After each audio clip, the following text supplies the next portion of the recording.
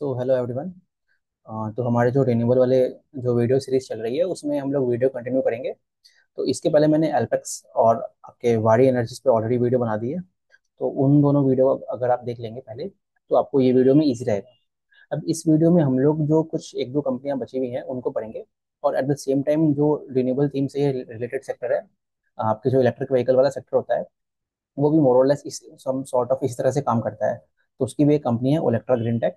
और जो एक प्रीमियर एनर्जीज और एक वेबसोल एनर्जी और एक ओलेक्ट्रा ग्रीन टेक, ये तीन कंपनीज को हम लोग इस वीडियो में कवर करेंगे। तो शुरुआत करते हैं। सिंस मोस्ट ऑफ द जो बैकग्राउंड है वो मैंने वाडी एनर्जीज और एल्पेक्स वाले वीडियोज में ऑलरेडी कवर कर लिया है, तो इस वीडियो में मैं डायरेक्टली टू द पॉइंट आऊँगा और शॉर्ट डिस्कशन रखूंगा। तो बेसिकली प्रीमियर एनर्जीज की बात करते हैं तो ये क्या करता है, ये भी अगेन आपका एक module as well as cell manufacturer है। और इनका आगे के प्लान है जो कि ईपीसी वगैरह में भी जाने के प्लान हैं इनके। अब अगर स्टार्ट करेंगे तो इनका जो अभी पिछले इसी लास्ट क्वार्टर में इनका दो सेल, एक सेल और एक मॉड्यूल लाइन जो है वो मैन्युफैक्चर हुआ था। जो 1.4 गीगावाट का I think module line commission हुआ है और 1.2 गीगावाट का जो सेल लाइन कमीशन हुआ है। तो अगर आप देखेंगे ना तो इस कंपनी के बारे में जो इश्यूज जो हैं इस सेक्टर के, आपकी जो अपॉर्चुनिटीज है वो तो आपकी मोरलेस सब में सेम ही चल रही है। कि वही आपको जो डीसीआर कंटेंट रिक्वायरमेंट की जो इंडिया में डिमांड है, advance list of approve list of model manufacturer, वो वाली जो प्लान्स है वो सारे ऑन द लाइन ट्रैक चल रहे हैं इस कंपनी के लिए भी। और ये कंपनी भी एक तरह से उसका बेनिफिशियरी ही है। तो अब सबसे इंपॉर्टेंट क्या है ना, इस कंपनी को जब मैं पढ़ रहा हूँ ना, तो मैं इसमें एक चीज देखने की कोशिश करता हूँ कि जो इनके जो प्लान्स हैं, जो FY 27 तक के प्लान्स है, FY 27 और 28 तक के जो प्लान्स है ना, आप अगर वो देखेंगे तो जैसे ये लोग अपनी जो कैपेसिटीज है उसको मोर देन 2x करने का प्लान कर रहे हैं। और बहुत सारी कैपेसिटीज जो है इनकी इनकी है वो आपकी FY 20, अभी जो फिनेंशियल ईयर खत्म होगा वहां पे भी कुछ कुछ जो इनके प्लांट्स हैं वो आने वाले हैं। और कुछ प्लांट्स जो स्पेसिफिकली जो बैटरी से रिलेटेड, जो वेफर्स बैटरी और जो बैटरीज हो गए, तो वो वाले जो सेगमेंट्स है ना वो आपका FY 27 में आएगा। मतलब कुछ जो प्रोजेक्ट्स हैं इनके जो कमीशन होंगे वो Q1 ऑफ FY 26, मतलब अगले साल FY 26 में कुछ प्रोजेक्ट्स आएंगे, ईयर 26 में आएंगे। और कुछ जो प्रोजेक्ट्स हैं वो ईयर 27 के Q1 या Q2 में आएंगे। तो अगले अभी अगर इसी कारण से अगर आप देखेंगे ना, तो अभी जो इनकी जैसे जैसे दो कैपेसिटीज आई, दोनों मॉड्यूल वाली एज वेल एज जो सेल वाली, वो एज सुन एज जो कैपेसिटीज आ रही हैं उनका जो कैपेसिटी यूटिलाइजेशन है, तो मैं आपको आगे जाके दिखाऊंगा, तो उनका जो कैपेसिटी यूटिलाइजेशन है वो बहुत ही फास्ट पेस में बढ़ जाता है। तो दिस सोर्स की जो डिमांड है वो अगेन इंटैक्ट है, जैसे कि मैंने बाकी वीडियोज में भी डिस्कस किया है। अब जैसे ये जो कंपनी है, अगर आप इनके प्लान्स देखोगे आने वाले 2 सालों के अंदर, मतलब अब बाई FY 28, तो अब इनके जो सेल मैन्युफैक्चरिंग प्लांट है ना वो 10 गीगावाट करने की कोशिश कर रहे हैं। जो मॉडल वाली प्लांट है वो अराउंड 11 गीगावाट कर रहे हैं। इनगॉट्स और वेफर्स क्या होता है, इनगॉट्स और वेफर्स ये हो गया कि मैं जो वैल्यू चेन से पीछे की ओर जा रहा हूँ, पीछे की ओर जा रहा हूँ। मतलब मैं आपको दिखाता हूँ, एक अच्छी मैंने इमेज रखी है वहां से मैं दिखाऊंगा। एट द सेम टाइम यहाँ पे आगे जो एल्यूमिनियम फ्रेम्स का क्या यूज है, वो आपकी जो जिस पे आपके सोलर पैनल्स इरेक्ट किए जाएंगे उनको एल्यूमिनियम फ्रेम्स कहते हैं। बैटरीज बैटरीज में सेगमेंट है, बैटरीज का जरूरत क्यों पड़ता है? जैसे कि इसको मैंने सुजलॉन वाले वीडियो में भी अच्छे से कवर किया था। तो बैटरी का क्या रिक्वायरमेंट है ना, बैटरी एक लाइक इनेबलर है। जो ये जो पूरे रिन्यूएबल थीम है ना उसके लिए इनेबलर का काम करता है। इनेबलर का काम करता है, कहने का मतलब क्या हुआ कि जब दिन में तो आपके सोलर आ जाएगा, अब सोलर इतना ज़्यादा आ गया है तो दिन में जो इलेक्ट्रिसिटी जनरेशन है उसकी जो मात्रा है वो तो बहुत ज़्यादा है। तो उसको तो बट जो रात का समय होता है वहां पे तो बिजली आप सोलर जनरेशन होती नहीं है। और वहां पे एक तरह से डेफिसिट हो गया, मतलब दिन में तो बहुत ज्यादा जनरेशन है बट रात में उतना जनरेशन नहीं है। तो इसको बेसिकली बैलेंस करना है। तो ये वैसा हो गया कि एक बाल्टी में बहुत ज्यादा पानी है, उससे वो पानी ओवरफ्लो हो रहा है, उस ओवरफ्लो वाले पानी को मैं निकाल के एक दूसरे कंटेनर में स्टोर कर रहा हूँ। वो जो कंटेनर है वो सॉर्ट ऑफ अ बैटरी है। और वो जो दूसरा कंटेनर है ना, जब दिन में वो बाल्टी खाली होगी, जब रात को वो बाल्टी खाली हुई, तो उस कंटेनर से वैसे वो पानी उसमें डाल दी जा रही है। तो इस वजह से एक बैलेंस बनाने का काम करता है। तो उसी कारण जो बैटरी की जो थीम है वो आपकी सोलर और विंड के साथ पैरेलली चलेगी। तीनों का जो यूज है ना वो अलग अलग है। जैसे अगर आप विंड देखेंगे ना, जनरली हवाएं हमारे देश में कब चलती है, हवाएं आपकी इवनिंग आवर्स में चलती है। तो सोलर जाता है, फिर इन एंड एंड टाइम पे, मतलब दिन के शाम होने में आपकी विंड की हवाएं आ रही है, और साथ साथ जो बैटरी का जो पर्पस है वो बैटरी जाएगा। तो इस तरह से वो पीक मैनेजमेंट का काम करेगा। मतलब जो शाम के टाइम है वहां पे जो आपकी सोलर जब नहीं रहेगा और जब इतने सारे इलेक्ट्रिसिटी डिमांड आएगा, तो उसको मीट करने का काम कर रहा है। तो this is how this battery theme is playing out in in India. और जो इन्वर्टर्स है, इन्वर्टर्स का क्या काम होता है? सिंपल सा, जैसे आपने हम लोगों ने देखा था बचपन में कि जब पहले हमारे देश में जो पावर जो इंफ्रास्ट्रक्चर था वो इतना स्ट्रांग नहीं था। तो आप देखते होंगे ना, रात को जो बिजली की जो वोल्टेज वगैरह कम होती थी वो कम हो जाती थी। तो वहां पे हम लोग इन्वर्टर्स लाते थे। इन्वर्टर्स इन्वर्टर्स क्या करता है, बिजली को स्टोर करेगा। उसको फिर कन्वर्ट करता है। इन्वर्टर इन्वर्टर मतलब बेसिकली इन्वर्ट करना हो गया, वो डीसी से एसी कन्वर्ट करता है। तो छोटे छोटे रिमोट्स में बैटरी लगती है, वो डीसी सेल्स वाली बैटरी लगती है। लेकिन जो घर में जो पंखे चलते हैं वो आपके ये एसी वाले से लाइट चल रहा है, ये आपके एसी सोर्सेज हो गए। तो ये जो कन्वर्जन होता है ना, वहाँ पे आपके इन्वर्टर्स होते हैं। अब जो सोलर सेल सोलर प्लांट जो है, वहां से जो इलेक्ट्रिसिटी जनरेट हो रही है वो आपकी डीसी में जनरेट होती है। तो उसका जो कन्वर्जन करना है एसी में कन्वर्ट करके जो तारों के वाया आपके घरों में आएगा, वो आपका इन्वर्टर्स करेगा। तो अगेन जो अगर बैटरी जा रहा है तो आप एट द सेम टाइम आपको उसमें पैरेलली आपको इन्वर्टर्स की भी रिक्वायरमेंट होगी। तो ये सारे सेगमेंट में ये लोग जा रहे हैं। हाँ, तो ये हो गया। तो ये तो इनके हिस्ट्री के बारे में, जैसे इनका भी 1 साल हो गया इनको आईपीओ लाए हुए। और अभी जैसे जैसे धीरे धीरे इनका कैपेसिटी एक्सपांशन हो रहा है। अभी अगर आप देखेंगे ना, प्रेजेंटली इनकी जो सेल की लाइन है वो लगभग 3.2 गीगावाट का है। और जो मॉड्यूल लाइन है वो भी आपकी 5.1 गीगावाट की है। अब आप सोचिए मॉड्यूल्स में ये लोग कितना करना चाहते हैं। मैंने आपको स्टार्टिंग में दिखाया था, यहाँ पे आपकी बोथ सेल्स और मॉड्यूल्स जो है वो अराउंड 10 और 11 गीगावाट का कर रहे हैं। और उसके अलावा जो बाकी जो एंसिलरी सर्विसेज है वो तो आएंगी ही आएंगी। तो इससे हमें ये मालूम चलता है कि इनकी जो cell module as well as जो बैटरी या अदर सेगमेंट में जा रहे हैं, वहाँ पे जो कैपेसिटी है वो ऑलमोस्ट आपकी 2x होगी। और कुछ केसेस में तो 2x से भी ज़्यादा हो रही है। तो अगेन वो शो करता है कि कितनी ज़्यादा इस सेक्टर में डिमांड है। तो ये तो हो गया। अब जैसे हाँ, मैं थोड़ी टेक्नोलॉजीज के बारे में बात कर लेता हूँ। तो जैसे आप देखेंगे ना, अभी जो हमारे देश में जनरली जो प्रोजेक्ट्स बने हैं ना, या फिर जो पहले प्रोजेक्ट्स बन रहे थे, वो सारे मोनो पीईआरसी होता है। दो तीन टेक्नोलॉजी होती है, एक पीईआरसी टेक्नोलॉजी होगी, एक आपकी टॉपकॉन की टेक्नोलॉजी होती है। ये अगेन किस तरह की आपकी लेयरिंग्स होती है, उसके अंदर किस तरह के आपके जो सेमीकंडक्टर्स, जो आपके एन टाइप और पी टाइप जो बचपन में हमने पढ़े थे, वो किस तरह के सेल्स उसमें यूज हो रहे हैं, उन सभी चीज़ों के कारण उसकी टेक्नोलॉजी डिफाइन होती है। और एक और से एक एच जे टी टेक्नोलॉजी होती है, वो अभी उतनी एडवांस स्टेज पे चाइना में भी नहीं आई है, वो सब अभी अंडर प्रोग्रेस है। अब जब जैसे जैसे आपने देखा है ना, जैसे जैसे चीज़ें इवॉल्व होती है, पहले जब हम आज से बहुत सालों पहले हमारी जो पहले हम पेन ड्राइव वगैरह का यूज़ कर किया करते थे, हार्ड डिस्क होती थी। ठीक है, पहले हमारे पास क्लासिक सीडीज में हम लोग स्टोर किया करते थे। तो जैसे जैसे टेक्नोलॉजी आगे बढ़ती है, उसकी इफिशियंसी बढ़ती है, उसकी जो आउटपुट होगी वो ज़्यादा बढ़ेगी, मतलब जो कितनी सन से वो कितनी ज़्यादा इलेक्ट्रिसिटी प्रोड्यूस प्रोड्यूस कर पाएगा वो भी बढ़ेगी। तो ये सारी चीज़ों में टेक्नोलॉजी का इवॉल्व इवॉल्व इवॉल्व होता है। तो उसी तरह से ये जो कंपनी है, जो इनकी अभी जो नई सेल लाइन आई है, वो आपकी टॉपकॉन्स में आने वाली है। टॉपकॉन्स में आने वाली है कहने का मतलब क्या है, जो जैसे जैसे आगे की रिक्वायरमेंट होगी तो वो आपकी ऑन अ हायर टेक्नोलॉजी पे चलेंगे। बट अभी भी जो इंडिया में है ना, बहुत सारी कंपनी आपकी मोनो पीईआरसी पे ही चल रही है। यही पॉइंट मैंने वाड़ी वाली वीडियो में भी डिस्कस किया था, कि अभी भी जो इंडस्ट्री की डिमांड है ना, वो पीईआरसी पे ही है। बट आने वाले समय में कुछ सालों में आप देखेंगे, या फिर इवन अभी से ही, वो जो ट्रांसफर होना है वो आपका पूरा टॉपकॉन वाले पे ट्रांसफर होने लग जाएगा। तो वही वाली बात है। तो ये तो बात हमने टॉपकॉन लाइन की जो कर ली, जो इनका जो नया प्लांट अभी टॉपकॉन में आने वाला है। अब एट द सेम टाइम देखेंगे ना, तो जैसे जैसे एक और इम्पॉर्टेंट चीज, जैसे मैंने वाड़ी वाली वीडियो में डिस्कस किया था, कि उनका जो एक जो सेल प्लांट है वो आपका यूएस में भी है, जो अभी आपका वहाँ की जो गवर्नमेंट है, मतलब एंटी डंपिंग ड्यूटी और वहाँ के जो टैक्स वाले लॉज होते हैं उसमें वो फंसा हुआ है। फंसा हुआ क्यों है, क्योंकि अमेरिका में भी जो इशूज चल रहे हैं ट्रम्प के कारण। तो वो हो गया। अभी इसी को मैं यहाँ से रेट करते हैं, अगर आप देखेंगे ना प्रीमियर प्रीमियर एनर्जीज में, तो यहाँ पे क्या है ना, इनका आई थिंक यूएस से जो रेवेन्यू आता है वो अराउंड 1% के आसपास है। वहाँ पे ये लोग अभी एक प्लांट लगाने की बात कर रहे हैं, बट अभी तक वो प्लांट को इन्होंने होल्ड पे डाला है। होल्ड पे क्यों डाला है, बिकॉज आपको जो यूएस में अभी जो इशूज चल रहे हैं, एक बार उसको रिजॉल्व हो जाएगा, तो फिर उसके बाद उसको वो लोग एज एंड व्हेन जिस तरह की प्रोग्रेस होगी उस पर वो लोग उसको आगे की ओर बढ़ाएंगे। तो ये हो गया। अब इनके जो कोई कंपनी के स्ट्रेंथ के बारे में आपको कैसे मालूम चलता है, उसके पार्टनर्स कैसे होते हैं। तो यहाँ पे अगर आप देखेंगे, जो टाइवानीज लोग हैं, हाँ, टाइवानीज हो गए, जो चाइनीज मार्केट हो गई, तो वहाँ पे इनकी वो तो सिंस इवॉल्व हो गए हैं, और वो लोग वो तो मतलब लार्जेस्ट प्लेयर हैं पूरे वर्ल्ड में। तो उनकी पार्टनरशिप है, तो वो भी बताता है कि किस तरह से इनका जो मैनेजमेंट है और किस तरह से इन लोगों की ट्रेनिंग्स वगैरह होती होगी। जैसे बैटरीज वाले में भी लोग बात करते हैं कि इनके जो ट्रेनर्स हैं वो आपकी इंडोनेशिया से या फिर आपके चाइनीज वगैरह से वहाँ से आते हैं। तो अगेन वो शो करता है कि बिजनेस अच्छे डायरेक्शन में ही जा रहा है। हाँ, तो ये बेसिकली प्रोसेस हो गया कि कैसे कैसे मतलब जो वैल्यू चेन होती है, इनगॉट्स क्या होते हैं। तो इनगॉट्स हो गया जो आपके छोटे छोटे है ना, आप ऐसे समझ लीजिए, जो मेटल नॉट मेटल सेमीकंडक्टर्स के ब्लॉक्स हो गए। ठीक है, उन ब्लॉक्स की रिफाइनिंग होती है। मतलब जो सैंड से आपका सिलिकॉन मिला, ठीक है, उसको तो पूरा प्रोसेस हुआ, उससे आपने ब्लॉक्स बना लिए। अब उस ब्लॉक्स की मेल्टिंग होगी, जो भी प्रोसेस होते होंगे, वेफर्स वेफर्स हो गए, लाइक थिन पतले पतले लेयर्स हो गए। इसको आप ऐसे समझिए, गोल्ड के बार्स हो गए, गोल्ड के बार्स को पीट पीट के हम लोग सीट्स बना दी गई, फिर उससे डायमंड ज्वेलरी बनती, डायमंड बोल रहा हूँ, आपकी ज्वेलरी बनती है। तो वैसे ही कुछ समझ लीजिए, उन इनगॉट्स को लिया गया, उसको पतले पतले सीट्स ऑफ वेपर्स में कन्वर्ट किया गया।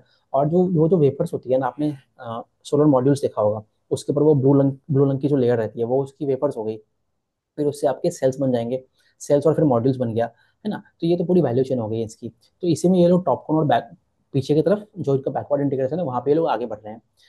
ठीक है। और अगर आप सामने जाएंगे जो अलाइड प्रोडक्ट्स हो गया, जैसे कि मैंने वाड़ी में भी बोला था कि इससे वाड़ी भी आपका लगभग अभी तो 43% ऑफ पूरे वैल्यू चेन को कमांड करता है।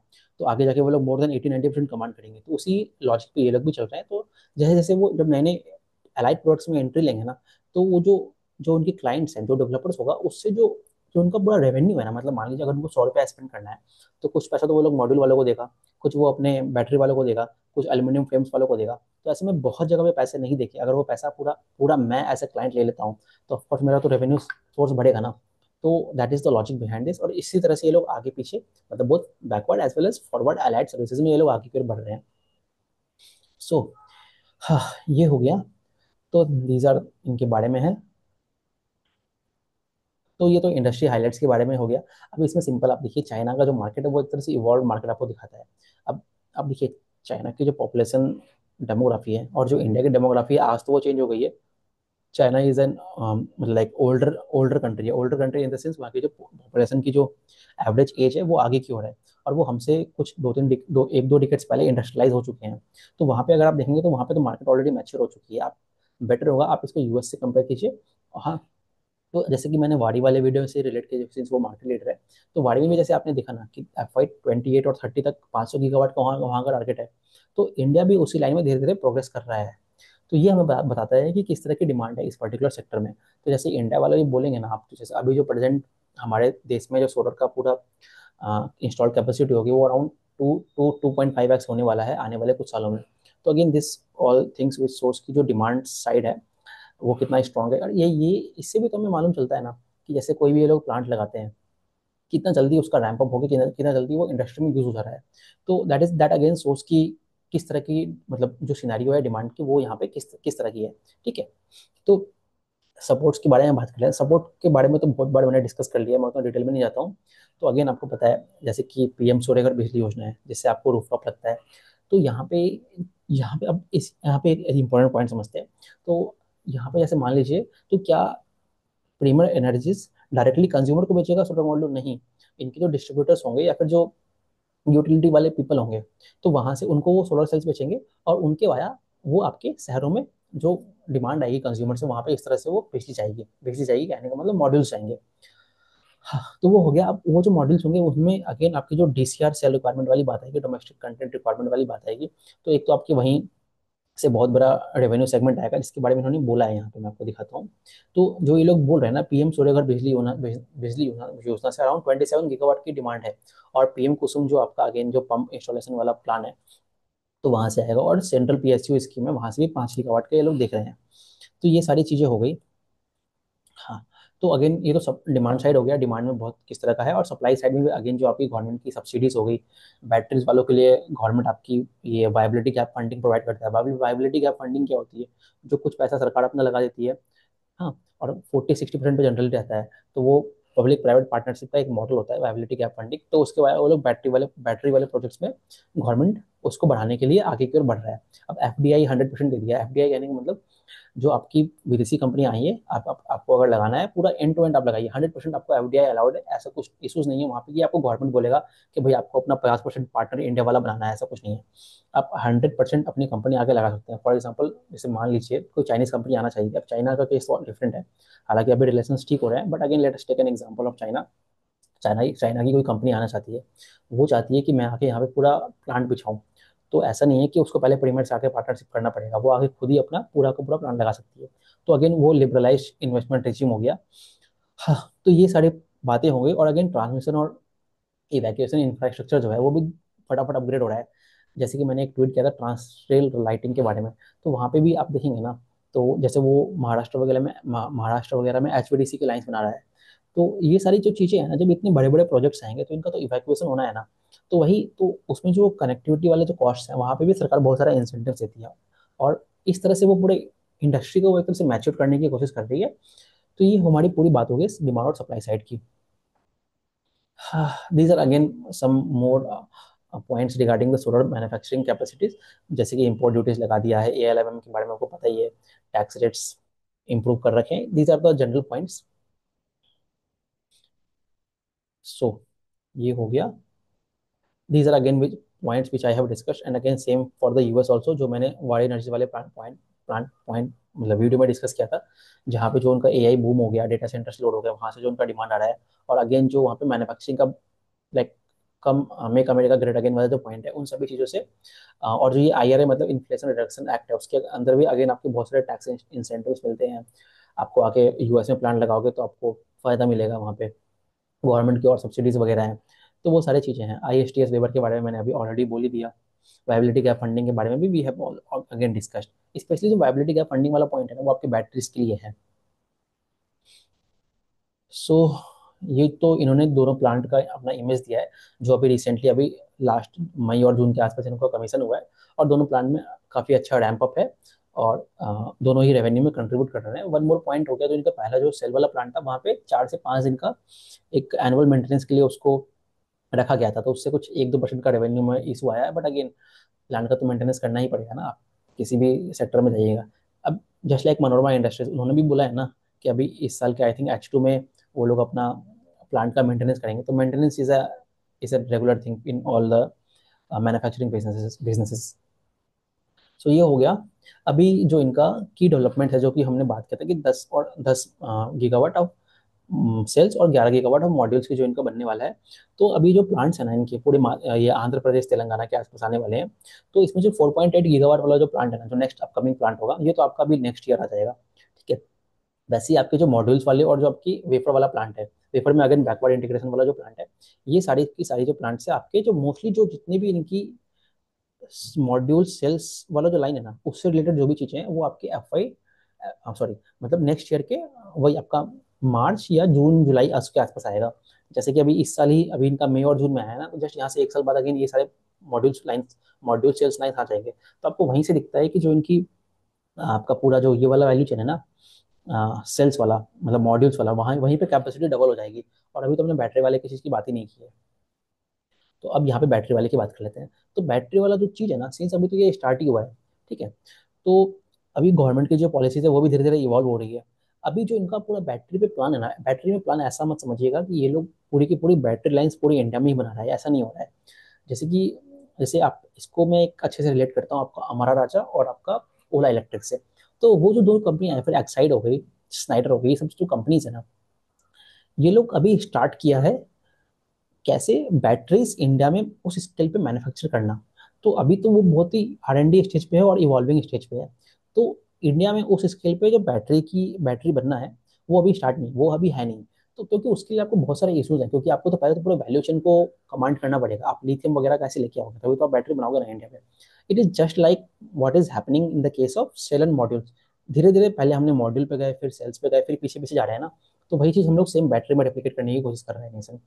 तो अभी जो बैटरीज है वो आपकी चाइना से आएंगी। यहाँ पे कंटेनराइजेशन होगा, मतलब उसको लाके आप कंटेनर्स में जो भी जिस तरह से उसको रखना है उस तरह से रखोगे, और उस तरह से वो सेल होगा। So it is not the completely made in India, it is more like assemble in India sort of thing in the case of battery as of now. But हम मॉड्यूल्स और सेल्स में पूरा made in India में धीरे धीरे जा रहे हैं, क्या काफी हद तक जा चुके हैं। सेल्स में भी बहुत जल्दी पहुंच जाएंगे। Battery is in the initial stage, but most likely FY 30 तक तो ये सारा वैल्यू चेन ही इंडिया वाला हो जाएगा। Coming back to the battery, तो बैटरी वाला जो इनका 12 गीगावाट आवर वाला चीज़ है ना, वो आपके दो फेजेस में आएंगे।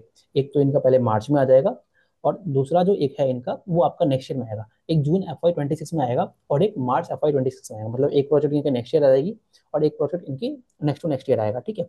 और सिमिलरली इन्वर्टर वाला सेगमेंट भी है, वो भी आपका नेक्स्ट ईयर आएगा। तो these are all the plans जो मैं बेसिकली इस वीडियो के माध्यम से मैं इनके प्लान्स के बारे में ही डिस्कस करना चाह रहा था बेसिकली। क्योंकि जो इंडस्ट्री में जो अपडेट्स हैं वो तो मैंने ऑलरेडी डिस्कस कर लिया है, क्योंकि मोर और लेस वही सारे पॉइंट्स होते हैं। ठीक है। हम्म। तो अभी इनका ऑर्डर बुक्स तो आपको पता ही है। ऑर्डर बुक्स तो बहुत ही स्ट्रॉन्ग है सभी कंपनीज का। अब देखिए मैं आपको स्केल के बारे में कंपैरिजन देता हूँ। आप इनका ऑर्डर बुक देखिए कितना दिखा रहा है आपको, लगभग मिलियंस में इसको मगर डिवाइड करेंगे तो लगभग 8,600 करोड़ के आसपास हो गया। आप रिकॉल कीजिए कि वाड़ी वाड़ी का ऑर्डर बुक कितना है, वो 49,000 है। तो जस्ट स्केल 8 5 मतलब 5x है। तो ये वाला चीज़ हो गया। अब एक और चीज़ अगर आप देखेंगे ना, एक और इंटरेस्टिंग चीज़ है, अब जो इनका स्प्लिट ऑफ ऑर्डर बुक देखिए, सेल्स का 39% दिखा रहा है, ठीक है। अगर लास्ट क्वार्टर में देखेंगे ना, ये अराउंड 25% के आसपास था, 25-27% था। तो अभी जो सेल्स का ऑर्डर बुक एक तरह से बढ़ गया है, ये हमें क्या बता रहा है कि मार्केट में जो सेल्स की जो डिमांड है वो बढ़ रही है। बढ़ रही है क्यों? क्योंकि अभी जब नेक्स्ट ईयर से आपके गवर्नमेंट के लॉस इंप्लीमेंट हो जाएंगे, तो आप चाइना से सेल्स इंपोर्ट करना तो बंद कर दो, बंद हो जाएगा। तो इसलिए जो सभी कंपनियां है ना, धीरे धीरे अपने डाइवर्सिफाई कर रही है, और इंडियन जो सेल्स बन रहे हैं उसकी डिमांड बढ़ रही है। क्योंकि आप सोचिए, मान लीजिए आपकी 20 गीगावाट की सेल्स अभी चाइना से इंपोर्ट होती थी, अगर ऑल ऑफ अ सडन मैं उसको कट ऑफ कर दूंगा, तो वो 20 गीगावाट तो कहीं ना कहीं से आपको वो लाइक सोर्स करना पड़ेगा ना। तो इसीलिए ये जो जितनी भी कैपेसिटीज आ रही हैं, तो वो सारा क्विकली यूज अप हो जा रहा है। आप आगे जाके देखिएगा, मैं दिखाऊंगा आपको अभी कि जो सेल्स का जो इनका प्लांट आया है ना, वो कितना क्विकली रैंप अप हो गया। उसके जो सेल्स की कैपेसिटी यूटिलाइजेशन है वो अगेन 90% पे पहुंच गई है। सो ये है अभी अगेन जो आपकी स्किल बाय ज्योग्राफी, तो मोरलेस की पूरी 100% डोमेस्टिक ही हो गई है, बिकॉज अगेन यूएस में इशूज चल रहे हैं। तो अगर वहाँ की चीज़ें फेवरेबल होगी तो वो आगे जाके ये लोग देखेंगे, ठीक है। तो ये पॉइंट हो गया हमारा। रेटिंग अपडेट्स तो ठीक है, these are okay things. This is the point which I was saying कि आप सेल लाइन को देखिए, अगेन इनका 94% कैपेसिटी यूटिलाइजेशन हो गया है। और रेवेन्यू मॉड्यूल्स को भी देखोगे तो इनका 77% यूटिलाइजेशन है। धीरे धीरे अगेन वो क्विकली रैंप अप होगा आने वाले क्वार्टर्स में, और इनकी भी कैपेसिटी फुल यूटिलाइज हो जाएगी। अब अगर आप रेवेन्यू देखोगे ना, रेवेन्यू में आपको उतना बड़ा ग्रोथ नहीं दिखेगा, अगेन क्योंकि इनकी जो प्लांट की कैपेसिटीज है ना, वो ऑलमोस्ट 100% यूटिलाइजेशन के आसपास चली जाती है। 100% कोई भी कैपेसिटी यूटिलाइजेशन होता नहीं है, अराउंड वो 80% के आसपास ही होता है, ठीक है। क्योंकि वो डिपेंड करता है किस तरह की आपकी क्लाइंट की रिक्वायरमेंट है। कुछ टाइम पे एनुअल मेंटेनेंस में लग जाएगा प्लांट, जैसे कि इनका हुआ। तो वो सारे सेगमेंट्स के बारे में, बट ठीक है, वो रेवेन्यू वाले इतना इशू नहीं है। वो तो आने वाले क्वार्टर में जैसे जैसे इनका और रैंप अप होगा, तो वहां से रेवेन्यू बढ़ जाएगा इनका, ठीक है। तो that is not an issue. और वैसे भी क्वार्टर वन तो आपका सीजनली वीक क्वार्टर होता है। तो ये सारी बातें हो गई। हाँ, अगेन मार्जिन्स वगैरह पे आप मार्जिन्स का देखेंगे ना आप, तो यहाँ पे आप देखिए, अगर क्वार्टर फोर से क्वार्टर वन देखेंगे ना, तो आपको हल्का सा मार्जिन्स में डिप दिखेगा। 32% से 30% पे आ गया है। तो ऑल्दो ये मार्जिन्स तो बहुत अच्छे हैं, बट ये मार्जिन्स में डिप क्यों आया? मार्जिन्स में डिप आने का कारण क्या होता है ना, कि जो हमारे रॉ मटेरियल्स होते हैं ना, तो वो उसकी जो प्राइसेस होती है वो फ्लक्चुएट करते रहती है। तो जब प्राइसेस फ्लक्चुएट करेगी, तो कितना मार्जिन बच रहा है मेरा नीचे की तरफ, मतलब बैलेंस शीट में नीचे की तरफ, तो वो ऊपर नीचे होते रहता है। तो उस कारण वो थोड़ा मोड़ा फ्लक्चुएट करता रहता है। अगर वो अगर प्राइसेस स्टेबलाइज हो जाएंगे, तो वहाँ पे इनके मार्जिन बढ़ भी जाएंगे। तो वो वाला चीज़ है, ठीक है। तो ये पॉइंट हो गया। ओके, बैटरीज वाले के पॉइंट के बारे में मैंने बात कर लिया है, कि अब जो बैटरी के जितने जितने भी प्रोजेक्ट्स आ रहे हैं ना, वो एफडीआरई प्रोजेक्ट्स आ रहे हैं, मतलब फर्म डिस्पैचेबल जो एनर्जी है, उस तरह के प्रोजेक्ट्स आ रहे हैं। मतलब आप सोलर प्लांट भी लगाना पड़ेगा आपको, एट द सेम टाइम आपको बैटरी भी लगाना पड़ेगा, ताकि वो 24/7 आप इलेक्ट्रिसिटी प्रोवाइड कर सको। तो वो वाला बात हो गया। और कोई सब पॉइंट, ठीक है, और कोई पॉइंट बच रहा है? So these are all the points. मैं एक बार और देख लेता हूँ, ठीक है। ये तो रेवेन्यू बाय ज्योग्राफी ठीक है, okay. Sales model this is okay. डेब्ट टू इक्विटी भी ठीक है, इन लोगों की कोई दिक्कत नहीं है वहाँ पे। सो यही वाले पॉइंट है। और अगर आप एक और चीज़ देख लीजिए, डेप्रिसिएशन देख लीजिए। डेप्रिसिएशन अगर आप देखेंगे ना, तो आपका क्वार्टर ऑन क्वार्टर घटा है यहाँ पे। ये देखिए यहाँ पे डेप्रिसिएशन 10% का डिक्रीमेंट है। ये ऐसा क्यों हुआ? क्योंकि अब क्वेश्चन ये हो सकता है कि जब आप इतने सारे प्लांट्स ला रहे हो, केपक्स हो रहा है, तो डेप्रिसिएशन घट कैसे सकता है? तो क्वार्टर फोर में कुछ मशीनों का इनको अपग्रेड हुआ था, तो वहाँ पे उनकी कॉस्ट ज़्यादा लग गई थी, उस कारण वहाँ पे डेप्रिसिएशन का अमाउंट बढ़ा हुआ था। तो that is a one of an event. तो ये वाला चीज़ हो गया। सो ये तो बाकी तो इसके आगे सस्टेनेबल गोल्स ही हैं। तो ये सारे पॉइंट्स थे जो मुझे डिस्कस करना था इसके। तो वो तो मैंने बात कर ली। बस मैं आपको एक और यहाँ पे एक छोटा सा इमेज दिखाना चाह रहा था। ये प्रीवियस कॉन कॉल से लिया है मैंने, मतलब इनके प्रीवियस पीपीटी से लिया है। तो मैं बस इनको यहाँ पे दिखाना यही चाह रहा हूँ। एक तो यहाँ पे बहुत अच्छे से दिखाते हैं कि किस तरह से इनका जो नए नए प्रोजेक्ट्स आने वाले सालों में वो किस तरह से बनना है। ये तो पहली इमेज हो गई। तो आगे जैसे कि मैंने बात की थी कि जो सेल लाइन्स है इनकी आपकी कई सारे FY 26 में आएंगे, और जो बैटरीज वाली लाइन है वो आपकी कुछ FY 26 में आएंगी और कुछ FY 27 में आएंगी। और दूसरी चीज, जो प्राइसेस के बारे में बहुत सारा क्वेश्चन आता है ना, तो अगर आप देखिए ना, बोथ आपकी वेपर सेल्स और मॉडल प्राइसेस है वो कितनी स्टेबलाइज हो गई हैं और कितनी कम हो गई हैं। तो अगेन वो भी आपको बताता है कि इस इंडस्ट्री में अब स्टेबलाइजेशन हो रहा है।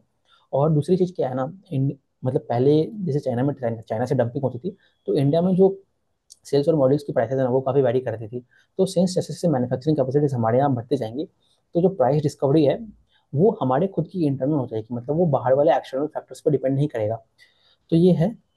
तो ये एक छोटा सा पॉइंट था, तो हम लोग यहीं पे इसको प्रीमियर एनर्जी को खत्म करते हैं, हम लोग स्टार्ट करते हैं वेबसोल एनर्जीज के बारे में। Just 1 second.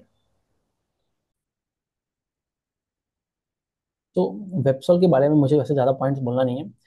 हाँ, तो सिंपल सी बात है, वेबसोल जो है ना, ये आपका वेस्ट बंगाल बेस्ड एक आपका कंपनी है। फाल्टा में इसका प्लांट है। अब ये जो कंपनी है, ये जो इसका जो पूरा थीम है ना, ये बेसिकली 100% डोमेस्टिक थीम पे प्ले करता है। इनकी जो सेल्स की टेक्नोलॉजीज होती है वो मोनो मोनो पीईआर से टेक्नोलॉजी यूज हो रही है। ठीक है। अब ये लोग, अब इनके जो क्लाइंट्स कौन कौन है, ये पहली बात तो ये लोग यूटिलिटी स्केल पे नहीं वर्क करते हैं। यूटिलिटी स्केल कहने का मतलब बड़े बड़े प्रोजेक्ट्स के लिए नहीं है। इनका जो मेन है ना, जो पीएम कुसुम हो गया, फिर डोमेस्टिक सेल्स रिक्वायरमेंट है, वहाँ पे ये लोग जो डिमांड है उसको लेवरेज कर रहे हैं। और अभी जो इनका जो इनकी 600 मेगावाट का सेल लाइन है, और आई थिंक 500 या 600 मेगावाट का अगेन वो आपकी मॉड्यूल लाइन है। तो आप देखेंगे ना, उन दोनों सेल और मॉड्यूल लाइन में इनका कंप्लीट 100 मतलब 90% यूटिलाइजेशन हो गया, मतलब मैक्स कैपेसिटी यूटिलाइजेशन हो गई है। तो वो वाला पॉइंट है। और दूसरा पॉइंट क्या है, अभी इनका एक नया प्लांट आने वाला है जो Q3 से आई थिंक रेवेन्यू में कंट्रीब्यूट करने लग जाएगा। वो अगेन 600 मेगावाट का ही लाइन आने वाला है। ठीक है। तो उससे भी इनके रेवेन्यूज बढ़ेंगे। और एट द सेम टाइम इन्होंने अभी रिसेंटली एक प्रेस रिलीज किया था कि FY 28 तक ये लोग अपना जो 4 गीगावाट का सेल्स और 4 गीगावाट मॉड्यूल लाइन्स और ऐड करने की बात कर रहे हैं। तो उससे क्या हो जाएगा, 4 + 600 ऑलरेडी है, 600 आने वाला है। 4 + 1.2 मतलब 5.2 गीगावाट की बोथ सेल्स और मॉड्यूल लाइन्स हो जाएगी इनके आने वाले एक दूसरे FY 28 तक। तो मेरा कहने का मतलब है, ये कंपनी अपने जो मतलब पूरी जो वैल्यू चेन है वो तो बहुत बड़ी है ना। कुछ आपकी यूटिलिटी स्केल हो गई, कुछ आपकी कंज्यूमर स्केल हो गई, तो ये अपने उस छोटे वाले सेगमेंट पे प्ले करने की कोशिश कर रहे हैं। और इसी कारण आप इनके मार्जिन वगैरह देखोगे ना, तो मार्जिन काफी स्ट्रॉन्ग है इनके। तो ये सारा पॉइंट हो गया वेबसॉल के बारे में। एक और कंपनी है, मैं उसको उतना ट्रैक नहीं करता हूँ, उसका नाम है ओडियाना पावर। अच्छी कंपनी है, उसके रिजल्ट्स वगैरह ये बहुत अच्छे आते हैं, और उनके भी जो प्लान्स हैं वो आपके मोरलेस वेबसॉल टाइप के ही हैं। बट मैं, ये मेरा पर्सनल बायस हो सकता है, मैं मुझे जब मैं वेबसोल या ओरियाना को देखता हूँ, तो और जब मैं इसकी कंपैरिजन जो बाकी कंपनीज है जो जिस स्केल पे काम करती हैं, तो मुझे उतना अच्छा नहीं लगता है। Because I get excited with किस तरह की जो वो बड़े बड़े प्रोजेक्ट्स कर रहे हैं। तो वो that is a personal thing. But company के नंबर्स बहुत ही अच्छे आ रहे हैं, और जब तक ये सोलर वाले जो थीम है अभी 1-2 सालों के लिए तो एटलीस्ट, तो वहाँ पे इन सभी कंपनियों के नंबर्स बहुत अच्छे आने वाले हैं। ये तो एक तरह से, सिंस गवर्नमेंट की इतना इंसेंटिव है, तो नंबर्स में कोई इशू नहीं होगा। तो ये सारी बातों से मैं आपका पूरा सोलर वाला थीम को पॉज करता हूँ एक बार, और अब हम लोग चलते हैं आपके तो ओलेक्ट्रा ग्रीन टेक के बारे में। तो बेसिकली सिंपल सा 2 मिनट की बात करता हूँ मैं। तो करता क्या है ये कंपनी, ये बेसिकली इलेक्ट्रिक बसेस बनाती है। ठीक है। तो इलेक्ट्रिक बसेस बनाती है। अब इनका जो पार्टनरशिप है वो किसके साथ है, जो चाइनीज की जो BYD वाली फर्म है, जो one of the largest manufacturer of electric vehicles है इन द वर्ल्ड, टेस्ला की कॉम्पिटिटर है। और the other way around, Tesla is the competitor of BYD, तो जो भी है। तो और उनका जो एक मेगा ग्रुप है जो हैदराबाद बेस्ड एक कॉन्ग्लोमरेट है, जो इंफ्रास्ट्रक्चर प्रोजेक्ट करती है, वो इनके प्रोमोटर है। तो कहने का मतलब जो है, कंपनी का जो टाई अप है, जो इनके प्रोमोटर्स हो गए और ये जो इनके पार्टनरशिप है विद चाइनीज फर्म BYD, वो काफी स्ट्रॉन्ग है। तो उस एंगल से अगर आप देखोगे, तो इस कंपनी को तो बहुत अच्छा परफॉर्म करना चाहिए, पहली बात हो गई।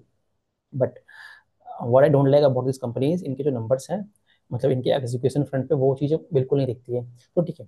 तो अब, तो ठीक है, मैंने ये बोला कि ये तो इलेक्ट्रिक व्हीकल्स के बसेस बनाते हैं, है ना। तो अब ये बसेस को खरीदेगा कौन, हमारे कंट्री में बसेस कौन चलाता है, या तो प्राइवेट वाले चलाएंगे, जैसे कि उबर शटल भी आजकल आने लग गई है। बट जो मेनली जो बसेस की सेगमेंट है, हमारी जो स्टेट ट्रांसपोर्ट की जो यूटिलिटीज होती है, मतलब जो महाराष्ट्र गवर्नमेंट की हो गई, या फिर दिल्ली DMRC हो गए, तो इस तरह के जितने भी हैं, या फिर KMC कलकत्ता म्यूनसिपल वाली होंगे, तो इस तरह के जो बसेस चलते हैं, तो इनके जो खरीदार हैं वो तो वही है ना। अब आप इसको देखिए, इसमें इशू इशू देखिए, इस पूरे वैल्यू चेन में इशू क्या है। डिमांड साइड का इशू मैं नहीं बोल रहा हूँ, क्योंकि डिमांड तो बहुत ही स्ट्रांग है ना। क्योंकि पूरी जो थीम है, मतलब गवर्नमेंट की पॉलिसी का सपोर्ट है, तो डिमांड तो स्ट्रांग रहेगा ही। But that is not the point.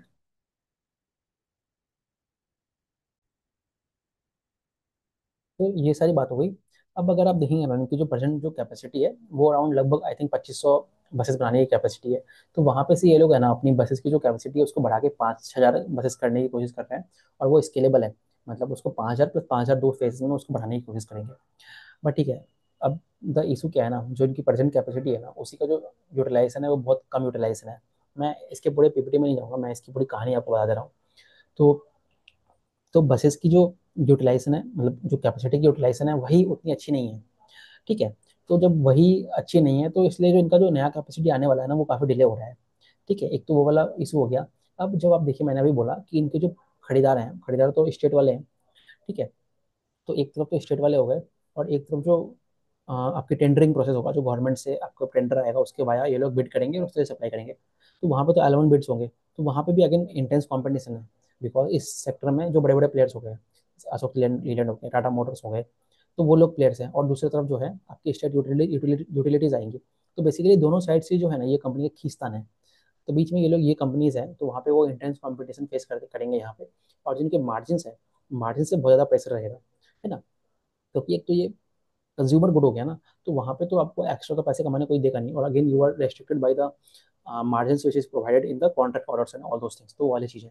तो अगर आपको अपनी मार्जिन इंप्रूव करने हैं, तो आपको वैल्यू चेन में आगे या पीछे जाना पड़ेगा।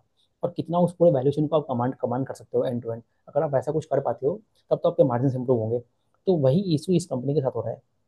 अब इशू क्या है ना, तो इनका जो मार्जिन, ये लोग कहते हैं मार्जिन घटेगा, वो अराउंड 12% के आसपास आएगा। और ये ऐसा क्यों होगा? बिकॉज इनको अपनी जो बॉटम लाइन है उसको बचा के रखना है। ऐसा नहीं है कि इतना कंपटीशन है तो वो ऐसे बिड करते रहेंगे और लो मार्जिन पे भी वो अपने प्रोजेक्ट्स को ले लेंगे। तो वो वाला इशू इनके यहाँ पे आ रहा है। और दूसरा जो चीज़ है ना, जो इनके जो टारगेट्स हैं वो बहुत ही एम्बिशियस टारगेट्स है। जैसे इस साल ये लोग बोलता है कि आई थिंक कुछ 2000 बसेस को लगाने की बात करते हैं, निकालने की, मतलब प्रोड्यूस करने की बात करते हैं। लेकिन जब आप इनका एग्जीक्यूशन देखोगे ना, आई थिंक 2000 ना, हाँ 2000 बस की बात करते हैं। तो लेकिन इनका एग्जीक्यूशन देखोगे ना, तो इस क्वार्टर में इन्होंने आई थिंक 150, 160, 170 बसेस किए हैं।